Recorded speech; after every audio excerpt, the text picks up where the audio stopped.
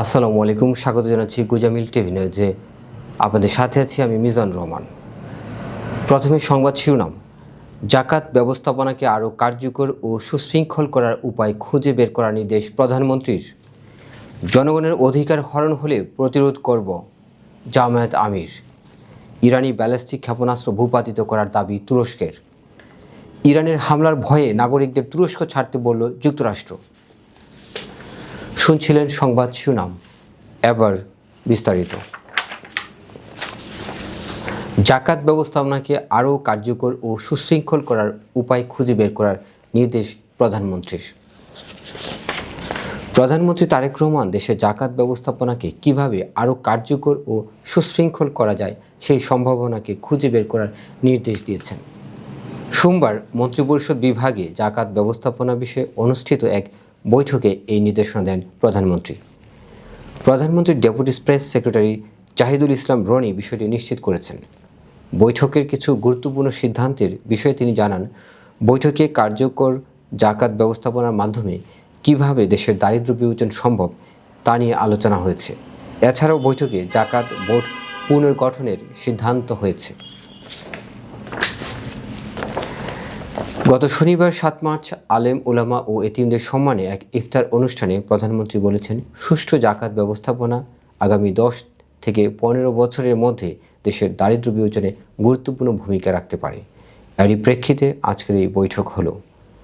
বৈঠকে উপস্থিত ছিলেন ধর্মমন্ত্রী শাহ মোফাজ্জল হোসাইন কায়কোবাদ, ধর্মসচিব মুন্সি আলাউদ্দিন আল আজাদ ও আল সুন্নাহ ফাউন্ডেশনের চেয়ারম্যান শায়েখ আহমদুল্লাহ। জনগণের অধিকার হরণ হলে প্রতিরোধ করব, জামায়াত ইসলামীর আমির ও বিরোধী দলীয় নেতা ডক্টর শফিকুর রহমান বলেছেন, আমরা সংসদের ভেতরে জনগণের অধিকারের পক্ষে কথা বলবো। যদি সেই দাবি মেনে নেওয়া হয় সাধুবাদ জানাবো। জনগণের অধিকার বাস্তবায়নে কোনো উদ্যোগ নিলে শুধু সমর্থন নয়, সহযোগিতা করব। আবার জনগণের কোনো অধিকার হরণ করা হলে চুপ থাকবো না, তার তীব্র প্রতিবাদ করব। প্রতিবাদে কাজ হলে আলহামদুলিল্লাহ, না হলে প্রতিরোধ করব। আমরা থামব না, ইনশাআল্লাহ। আমাদের লড়াই চলবে, এ লড়াই হোক জনতার বিজয়ের লড়াই। এবার আন্তর্জাতিক। ইরানি ব্যালিস্টিক ক্ষেপণাস্ত্র ভূপাতিত করার দাবি তুরস্কের। তুরস্কের ভূখণ্ড লক্ষ্য করে ইরান থেকে ছোড়া একটি ব্যালিস্টিক ক্ষেপণাস্ত্র ভূপাতিত করার দাবি জানিয়েছে আঙ্কারা।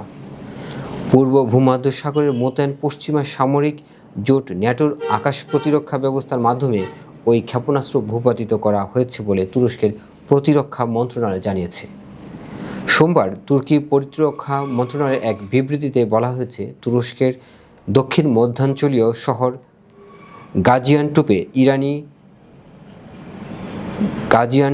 ইরানি ওই ক্ষেপণাস্ত্রের কিছু ধ্বংসাবশেষ পড়েছে, তবে এ ঘটনায় কোনো হতাহতের ঘটনা ঘটেনি।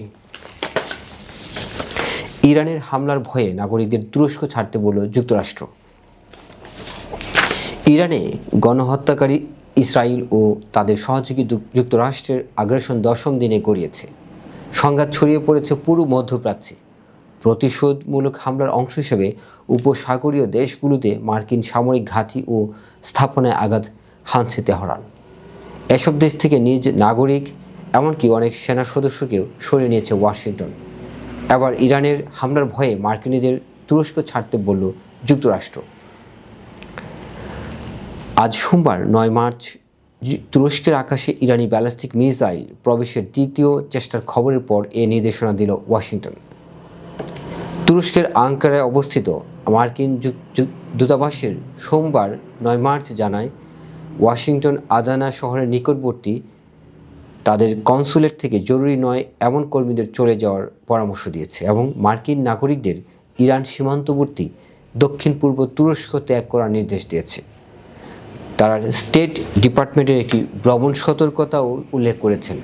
এতে বলা হয়েছে, দক্ষিণ পূর্ব তুরস্কে অবস্থানরত আমেরিকানদের এখনই এলাকাটি ত্যাগ করতে জোরালোভাবে উৎসাহিত করা হচ্ছে। দর্শক, এই ছিল এখনকার মতো সর্বশেষ সংবাদ। আশা করছি চ্যানেলটিকে সাবস্ক্রাইব করে আমাদের সাথে থাকবেন। ধন্যবাদ সবাইকে।